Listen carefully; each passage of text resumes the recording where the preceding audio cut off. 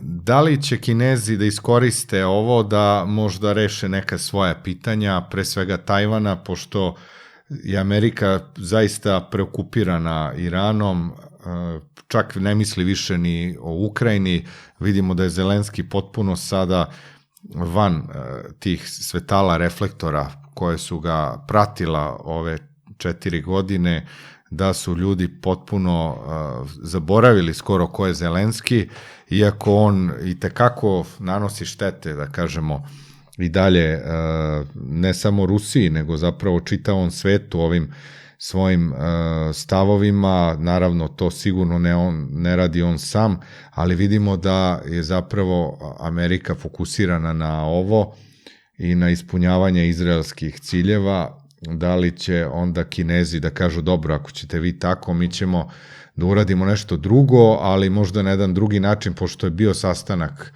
ove predsjednice stranke Kuomintang s Tajvana sa predsjednikom Kine, što je tamo u Tajpehu doživljeno kao veliki šok, smatraju to izdajom i tako dalje, a očigledno da Kina priprema ponudu za Tajvan, ali u nekom smislu, dakle, da neće biti rata, nego da... Hong Kong sistem. Da, tako nešto, da. Da, to bi bilo jako dobro, ali ipak ljudi znaju da je to kineska teritorija, da su to Kinezi.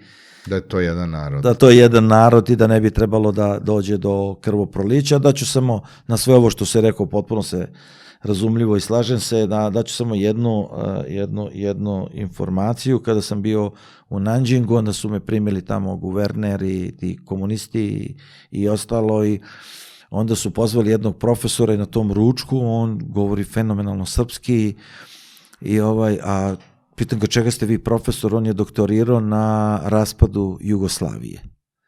I ja kažem, a zašto? Naučio je srpski.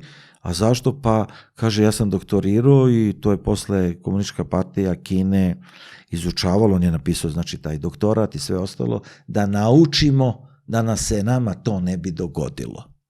To je jedna velika stvar koju mi Srbi, nažalost, ne znamo da naučimo, jer nego moramo uvek glavom da udarimo i onda da stradamo i da doživimo sve ovo što smo umesto danas doživeli posljednjih, 3 veka, da smo bili pametniji, bilo bi nas danas sigurno 60 miliona i drugčije bi se stvari